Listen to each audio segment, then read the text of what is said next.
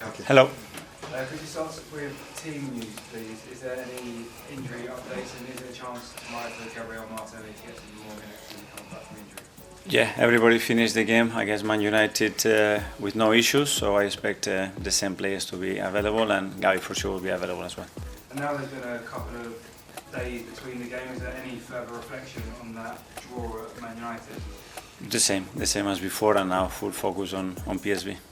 It's a unique situation coming into a game with a 7-1 lead, so does it give you a chance to rotate the team tomorrow, or how are you going to approach that? It is unique, but as well understanding as well how the game was played a week ago, and the fact that everything went in the right direction for us from the beginning, and we're going to have to end it right tomorrow to go in the same direction, so fully focus on that. It's probably a little bit strange coming into a game where you have a 6-goal lead to be asking about chance creation and finishing, but is there anything you can do to improve on the way the team has been building up and taking chances?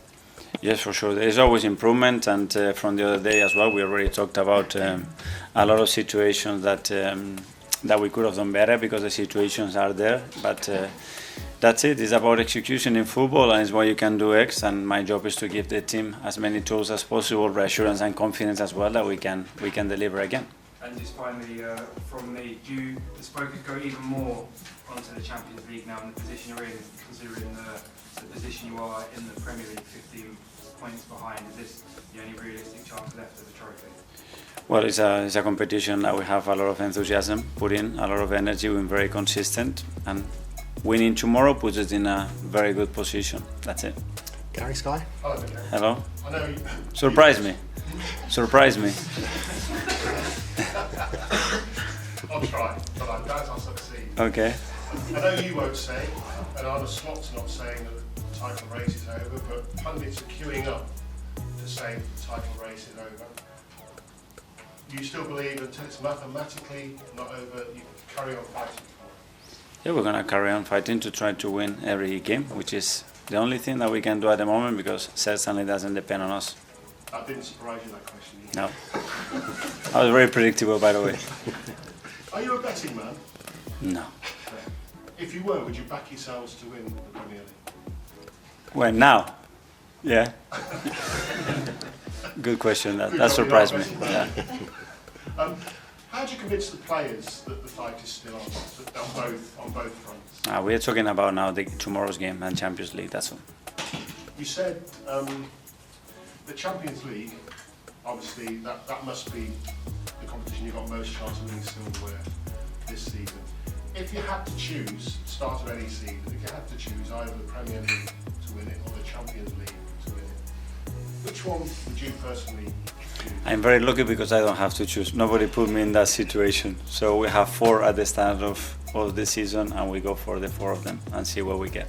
When you arrived, if someone had said that you'd be second again in the Premier League as we speak, and in pretty much the quarterfinals of the Champions League, that would be a dream season, wouldn't it? Given where the club were when you got here. If somebody said that, I don't know. That's for somebody to understand and to put that. If somebody would say that with the injuries that we had, with 5 red cards and everything that's going on, probably. But I don't know. Everybody has different opinions. You have to respect that. Thank you. Ian talks what? Hi Mikel, how are you? Good, thank you. So this is your last chance of winning silverware. Does it put pressure on you? The fact that you've now got only one competition to go for? But it's the demands that we put in every competition that we play. It's not adding pressure, it's the reality of where we are and what we want to deliver. And we are very, very, very much conscious that the demands for this football club is to reach the highest level and win those competitions. That's it. And yeah, you just said the demands are to win competition, win silverware.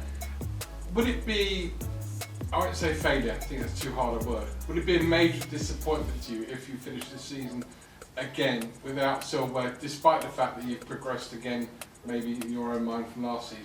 We are not there yet, and I think the way I describe failure, it will be very different maybe to yours or to somebody else's.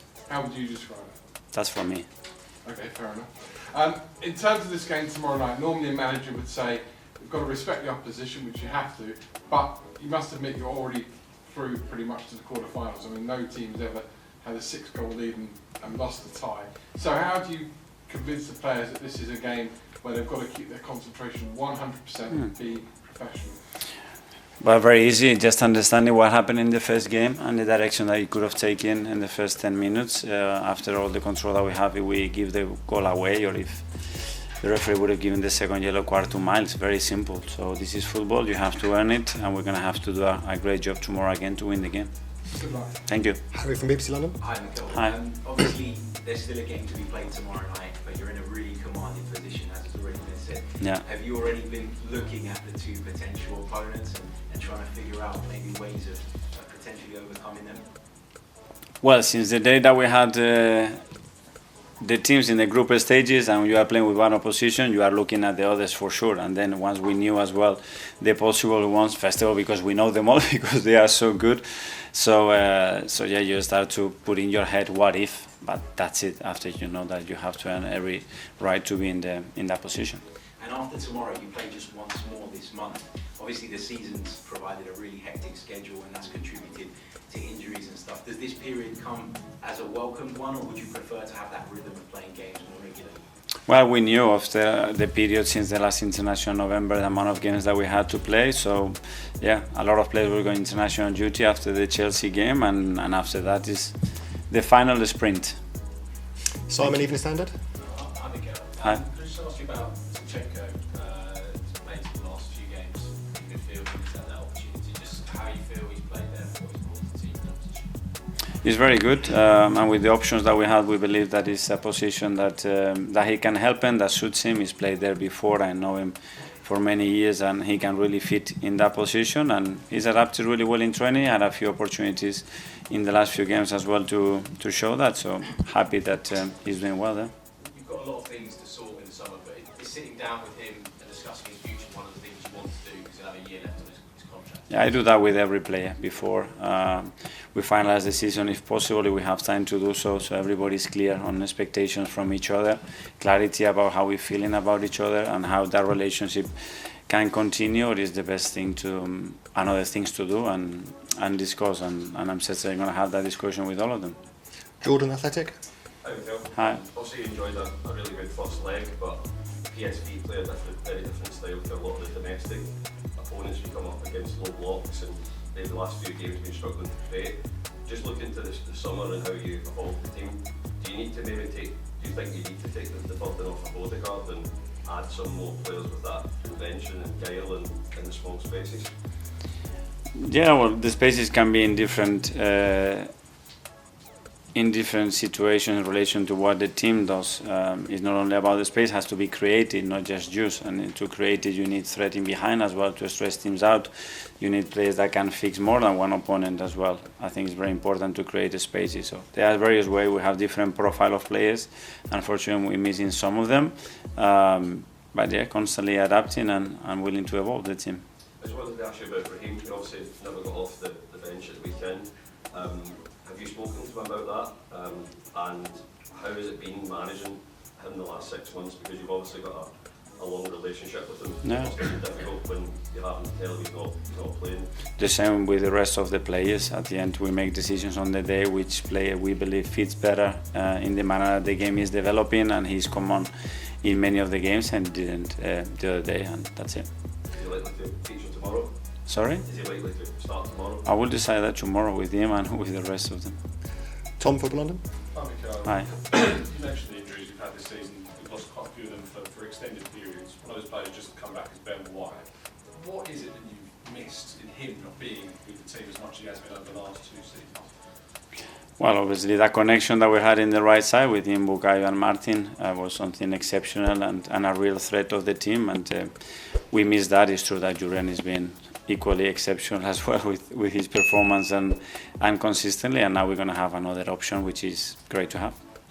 This week there's been a lot of speculation around the sporting director situation as well.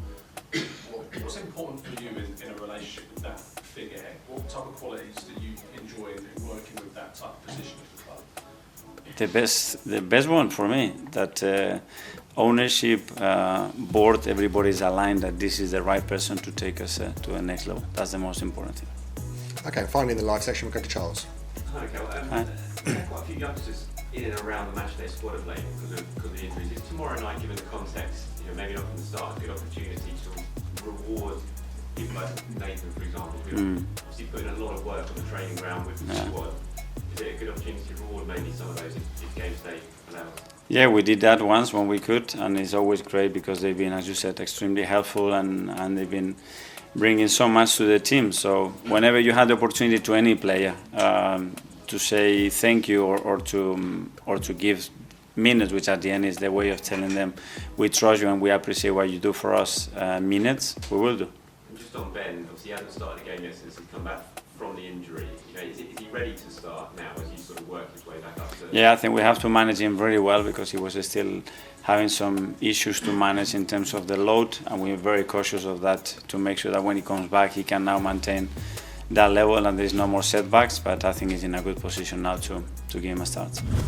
Alright folks, that was the interview Mikel Arteta gave ahead of the game against PSV in the Champions League. Things have already gone downhill in the Premier League, and now I believe the only thing left is to focus on the Champions League. But what about you, fan? What do you think? Do you agree with Arteta? Leave your opinion in the comment section below. That's it for me, and I'll see you in the next video.